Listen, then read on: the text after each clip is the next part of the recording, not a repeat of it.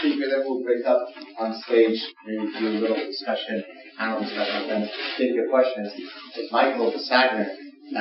I first connected with Rob Lustig when I saw a documentary on, I think it was Merchants of Doubt, so Peddlers of Doubt. So it's not in Merchants. Oh, okay. But it was one where there was a discussion on how various industries really use the same playbook in denying science, whether it be cigarettes cause cancer, where in this case, sugar causes some deleterious consequences. That's how Rob and I originally connected on the show. Michael and I connected because he started a great journal recently called Progress in Preventive Medicine, and he was kind enough to ask me to be one of his consulting editors, and that's how we originally connected. He's a sports and preventive medicine physician. Thank you, guys. Thank you, Concordia. Thanks, Rob. Great presentation. What I'll try to do now is in the next 20 minutes is to sort of connect these two presentations and maybe, hopefully, show you a bigger picture of preventive medicine, history of health promotion, and both where we're coming from and where we're trying to go. Health has always been a central theme in human history. It has been at the core of religions, philosophies. And I'm just seeing that some of the text got cut off. Same problem here. So my apologies for that. So whenever we look at human behavior, health, and everything that's connected to health, be procreation, aesthetics, are always a central theme. One of the key sources of both very helpful knowledge and maybe the phrase quackery of all times is ancient India. We are still using some of these methodologies. Yoga, I'm sure a few of you are practicing yoga. Ancient Indian medicine has helped us with modern drug discoveries. We just published a paper on that, and it's quite amazing to see how some of those drugs are still very useful and being rediscovered now. But it's also the source of many false beliefs and misconceptions that are still present. A quick tour through ancient Rome, ancient times. Romans inherited most of their medical knowledge, health promotion, public health expertise from the Greeks, and it was mostly about sanitation and hygiene. As you all know, the Middle Ages, not exactly a time we can be proud of. Also not in terms of health promotion. No new real knowledge was added, and we saw a huge deterioration of infrastructure and loss of wisdom and knowledge.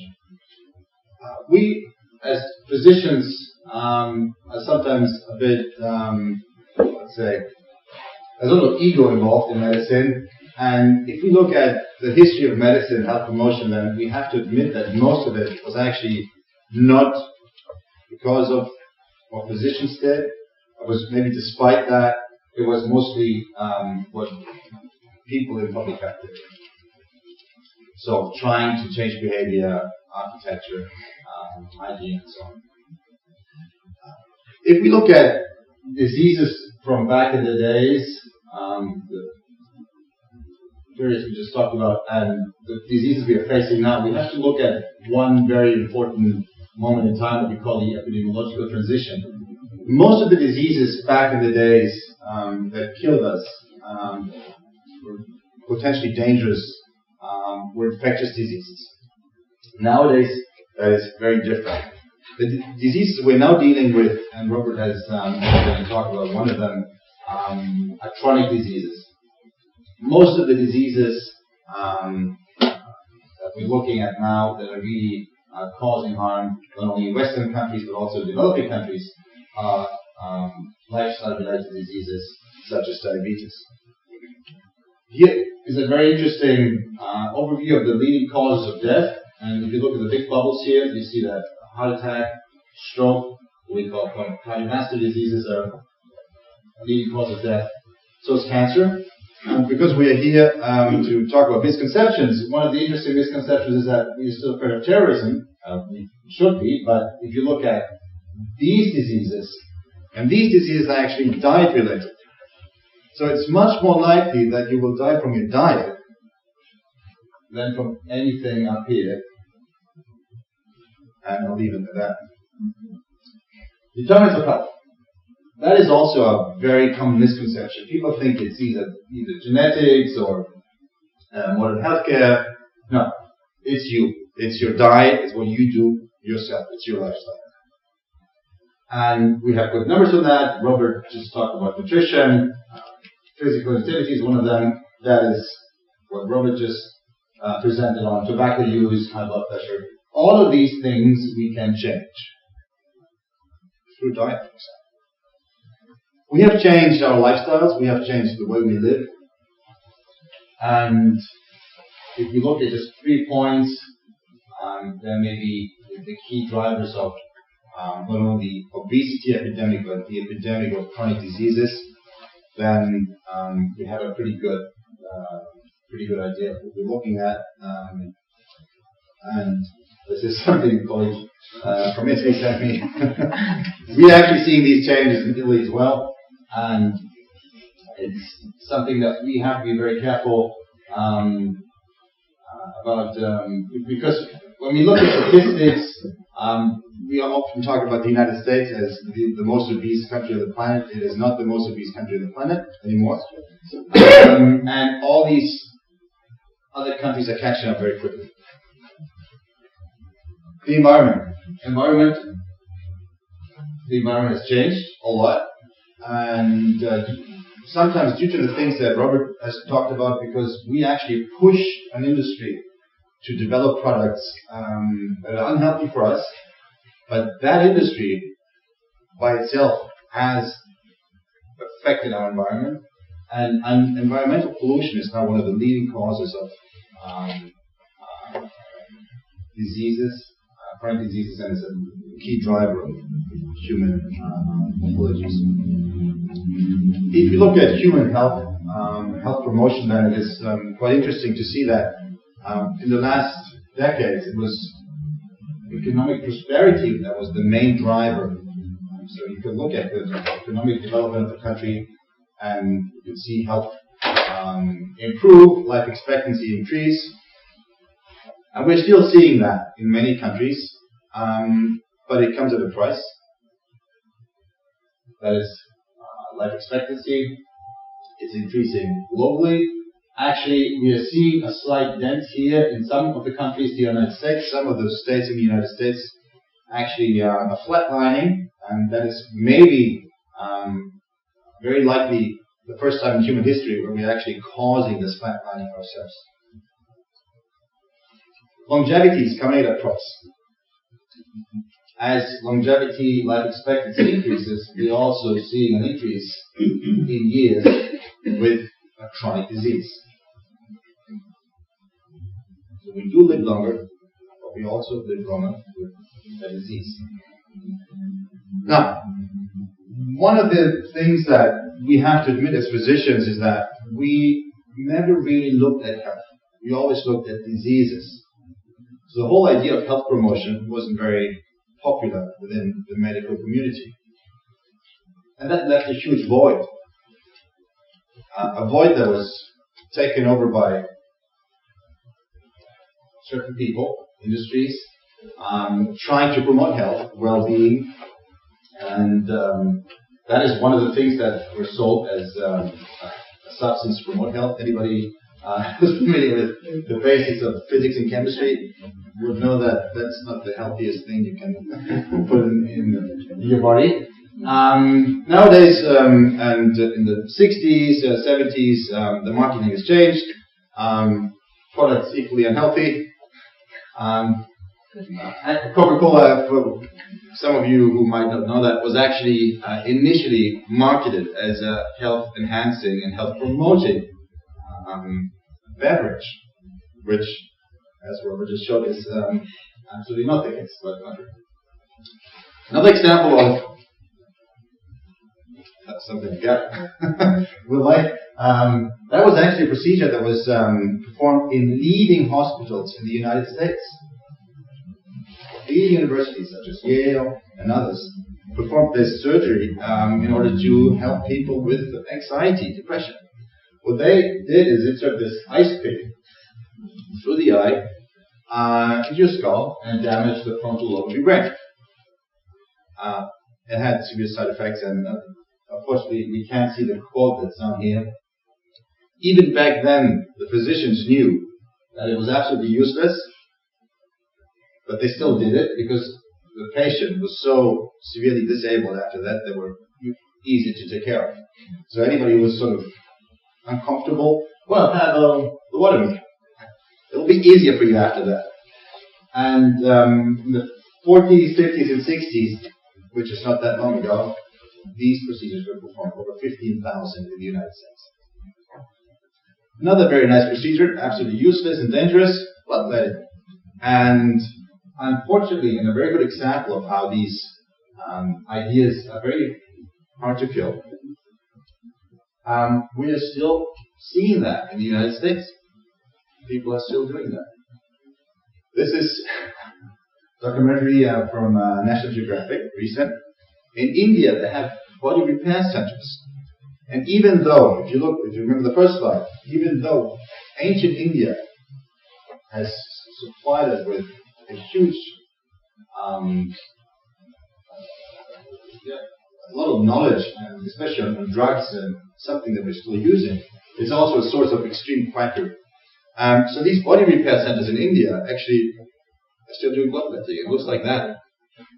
So people go there, get their blood drained, and think they get happy. One of a very famous case of bloodletting that actually led to death is George Washington, who basically had a cold, a sore throat, and they drained half his blood, which is about 3 liters probably for a guy like him, and he died the next day, surprisingly. Now, misconceptions immediately. If you look at the causes of death and what people look for online and what the headlines tell us, you will see an interesting difference. And it reflects what we saw. So, headlines, terrorism, homicide, suicide, causes of death, as you know, heart disease, cancer, not reflected at all in what people are looking for, and even worse, in what the media actually report. That leads to a lot of confusion. If I were to ask every single person in this room, what do you think is important for them? Then we would probably get 120 different opinions on just diet, not after Rob's talk, of course. But people are very confused. How to eat, which diet is the best? Exercise, what type of exercise? Sleep, and so on and so on. This confusion, again, because of the fact that preventive medicine and the idea of health promotion was not very popular medicine, it was no real specialty. We always focused on diseases. This confusion has been hijacked by industry and also certain other organizations. And people now are very easy to manipulate because of that confusion. What's the solution? Well, we can tax these things. We can just take them off the market. Sometimes people say that a nanny state, a state that tells you how to live, what to eat, is the worst thing ever. Maybe we need that. Very complicated questions that we can discuss after the presentation. So with all of that, there's some paradigm shifts that we're seeing in medicine. We are now switching from a focus on diseases to a focus on health and the promotion of health. Sorry, this is cut off, but the concepts of evolutionary medicine are essential to that. Understanding Why are we seeing these diseases? What's the role of behavior? How can we address behavior? What are the belief systems? And that is important not only for the public, but also for the people who should be trying to keep you healthy, physicians. In the past, medicine has embraced a silo approach. We have about 40 different medical specialties, all doing different things, and everybody who's been to a hospital knows that it can be quite annoying because you have about 15 different doctors looking at different body parts and never talking to each other. This silo approach has led to a form of medicine that is reactive and not proactive.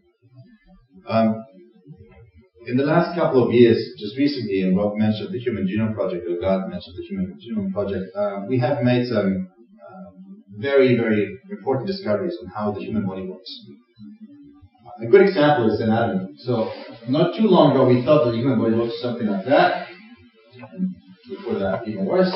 This is modern anatomy.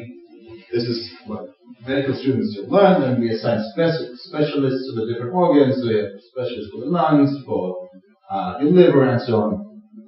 So it's a pure silo approach. And with the modern science that we're seeing now, metabolomics, genomics, we're actually getting a better picture of the human body and the whole system and the networks that are involved. And a better idea of the human body is something like that. And everything is connected. Something that we didn't know, for example, that the microbiome, everything is in here, the bacteria in here, directly communicate with your brain, and so on. Things that we thought are absolutely ridiculous and impossible, and now actually science and are becoming part of modern medicine.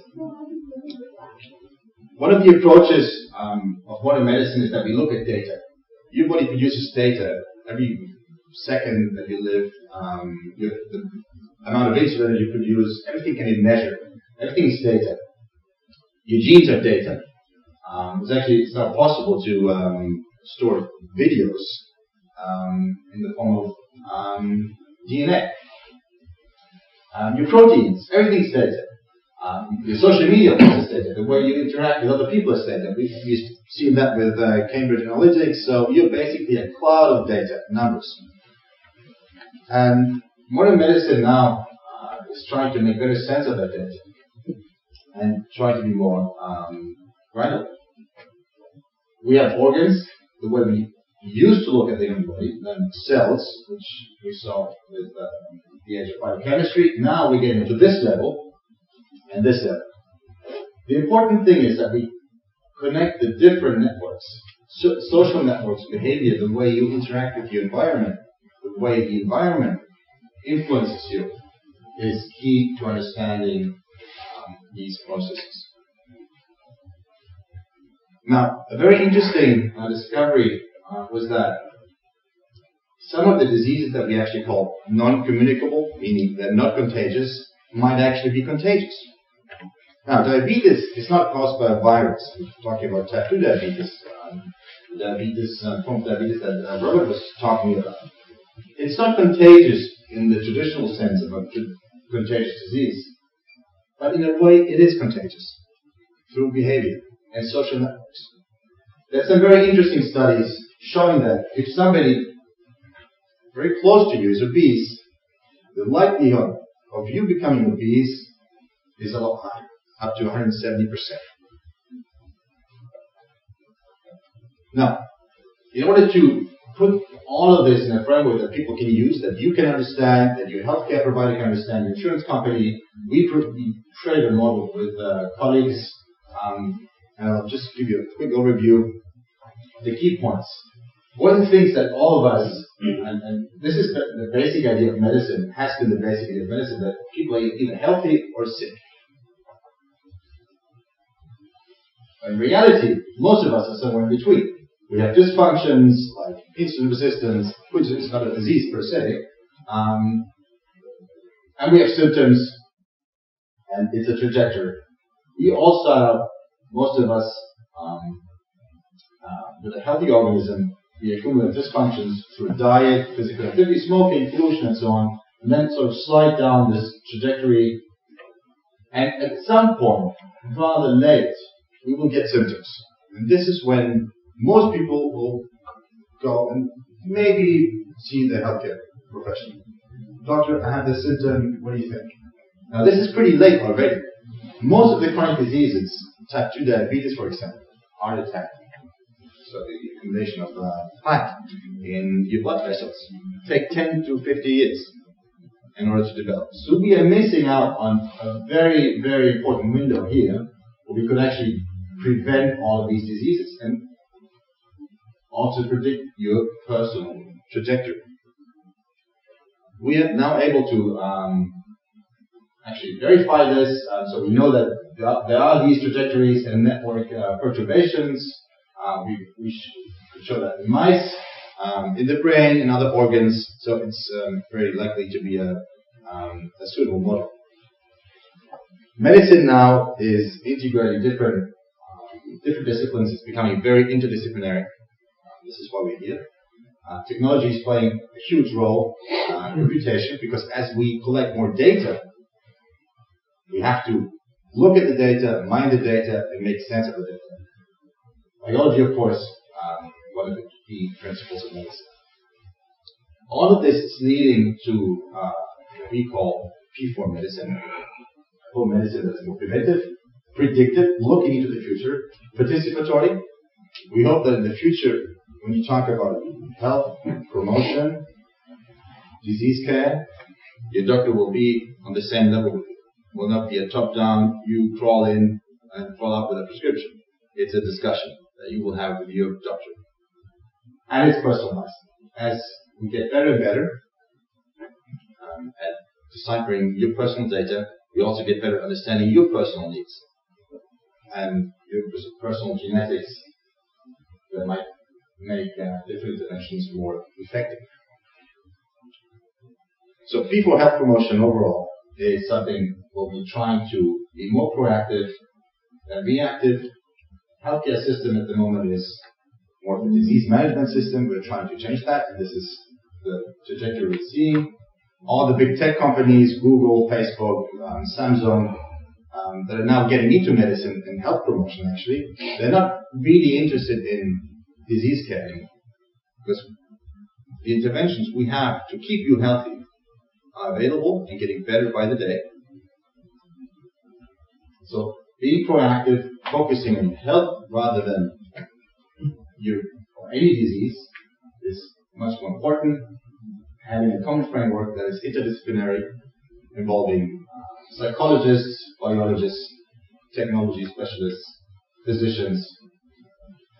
Working interdisciplinary is going to be key, and working on individuals rather than populations, that is probably one of the hardest lessons we had to learn, that many of the things we looked at, the data we looked at in medicine was wrong because the statistics were wrong, and it's easy to hide things in large amounts of data.